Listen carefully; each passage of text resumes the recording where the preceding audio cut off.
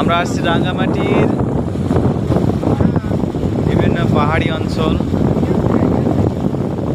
চারিদিকে ঘেরা পাহাড়ের দৃশ্য, বিশাল বিশাল পাহাড় এবং মাঝে মাঝে বিভিন্ন পানির ফোয়ারা, যা এদের ভাষায় লেক। এগুলো পানির লেক অনেকটাই গভীর। আমরা যা জানতে পারলাম কোথাও 150-200 ফিট গভীর।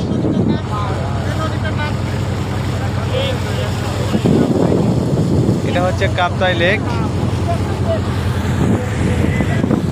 আমাদের সফর সঙ্গী সহ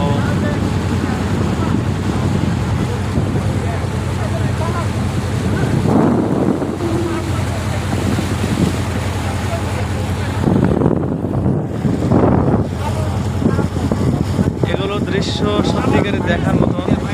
এই পাহাড়ে কোনো বসতে নেই, লোকজন নেই। এই পাহাড়ে অনেক উঁচু উঁচু পাহাড়, অনেক উঁচু উঁচু পাহাড়, চারিদিকে পাহাড়। এবং এদের যে চলাচলের মাধ্যম শুধু বিভিন্ন ট্রলার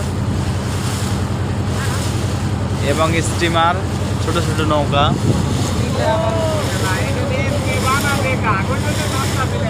একটি পাহাড়ের জনবসতি থেকে আরেকটি পাহাড়ের জনবসতি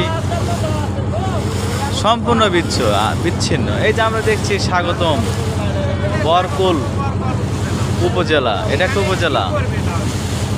এই উপজেলার নাম হচ্ছে বরকুল। এই দ্বীপে আমরা দেখতে পাচ্ছি বরকুল উপজেলা।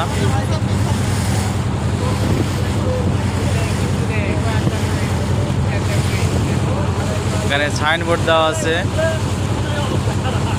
বরকুল উপজেলা। আমরা দেখানোর চেষ্টা করলাম। এই পাহাড়ে অনেক লোক বসতি রয়েছে।